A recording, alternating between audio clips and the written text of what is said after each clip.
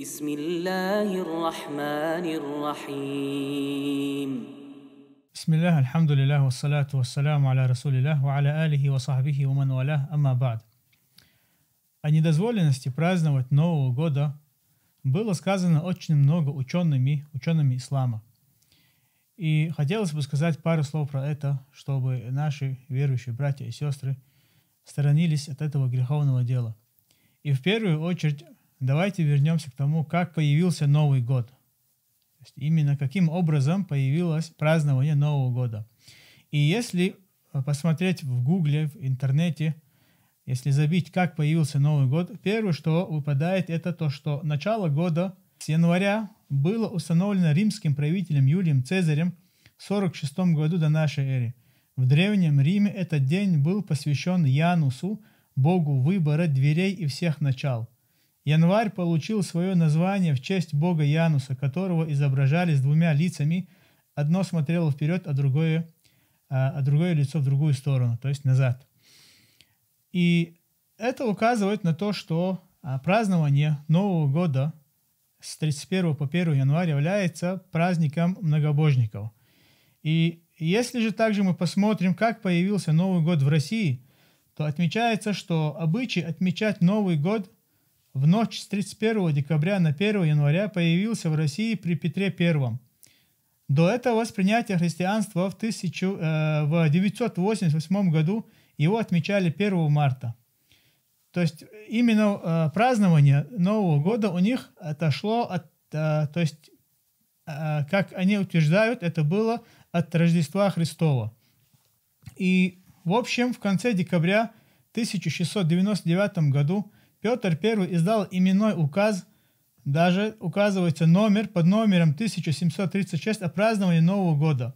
Он ввел новую систему исчисления от Рождества Христова. В общем, он изменил дату празднования Рождества Христова с 31 по 1 января.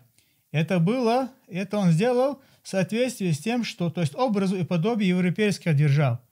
Как известно, он был впечатлен именно действиями европейцев, то есть ихним образом жизни, и поэтому в соответствии с ними он вел этот праздник именно в этот день.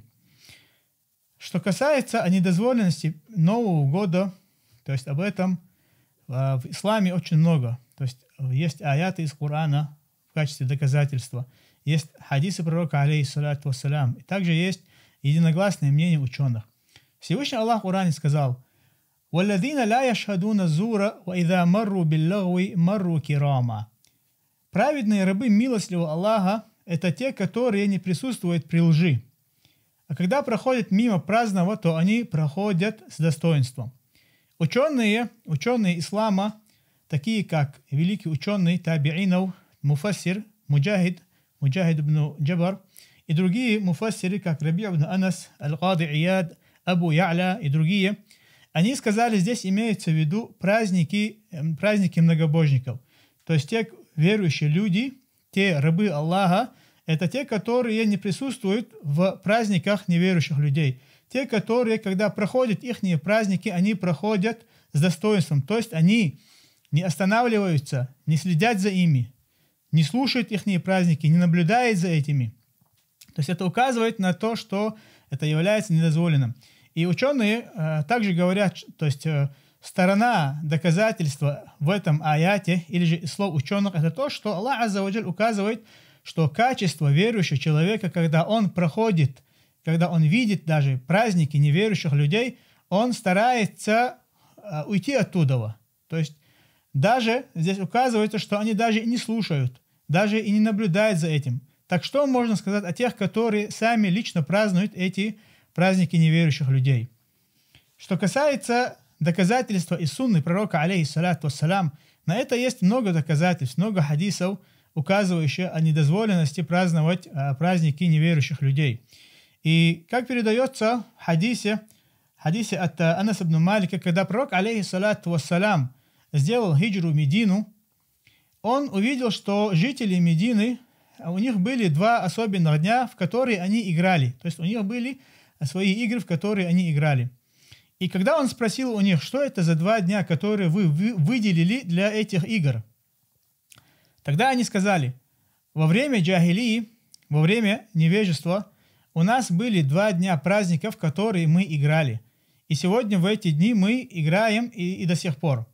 И пророк, алейхиссалату вассалям, сказал им, то есть он сказал: «Инна Аллаха кад абдалякум бихима хайран минхума». Поистине Аллах Азза ва Джаль заменил для вас лучшим, чем эти 2 дня.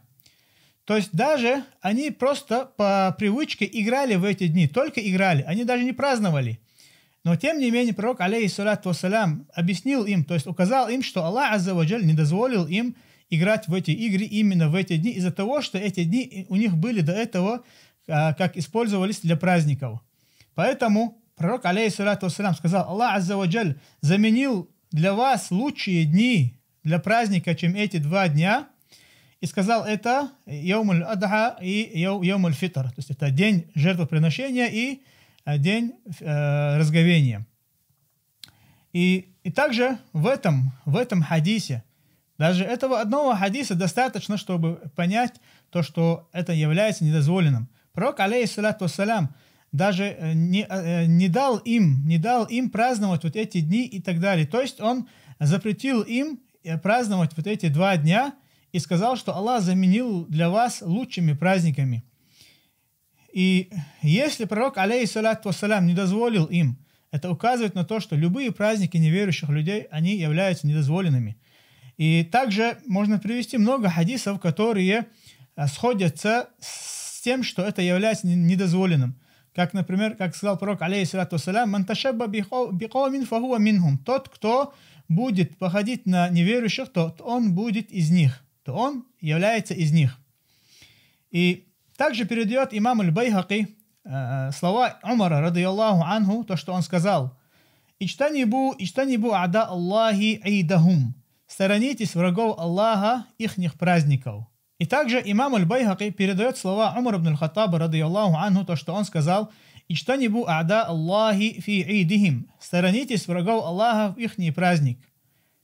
Умар ибн аль-Хаттаб ясно указал нам, что не то, что их нельзя праздновать, даже присутствовать нельзя в этих праздниках, даже наблюдать за ними нельзя. Что касается слов ученых о недозволенности празднования праздников неверующих людей, их огромное количество. То есть нам потребуется очень много времени, чтобы привести все их слова. Однако мы ограничимся словами имама ибн аль-Кайима из его книги «Ахкам ахли зимма». Имам ибн аль-Кайим, рахимахуллах, говорит, что касается поздравления неверных в связи с обрядами неверия, связанные именно с ними, то это запрещено по единодушному мнению ученых. Как, например, поздравление их с их религиозными праздниками или их постом, говоря: «Счастливого тебе праздника, поздравляю тебя с этим праздником» и тому подобное. И имам ибн аль-Кайим здесь говорит: «Фахада ин салима каилуху миналь куфри фахуа миналь мухаррамат». И это, даже если в таком случае произносящий подобное спасется от впадения в неверие, это из числа запрещенных деяний, которые подобно по положению поздравлению с поклоном кресту.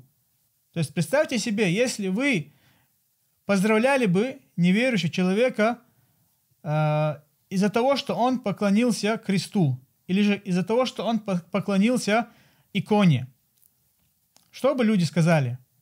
Или же, более того, подобное хуже грехом перед Аллахом, чем поздравление с питьем вина, убийством души и прелюбодеяния.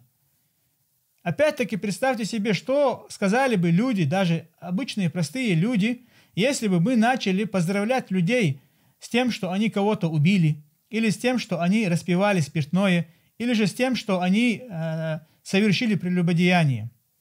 То есть имам аль-Кайим говорит, что поздравление неверующих с ихними праздниками является хуже, чем подобные поздравления. И в конце давайте переведем слова имама Ибн аль-Хаджар аль-Хайтами, ученого из мазхаба имама Шафи'и, рахимахуллах. Ибн Хаджар аль-Хайтами говорит: самое мерзкое и отвратительное новшество – это согласие мусульман с праздниками христиан, которое проявляется уподоблением им в еде, подношение им подарков, а также принятие подарков от них. То есть эти слова ясно указывают о недозволенности праздновать праздники неверующих людей.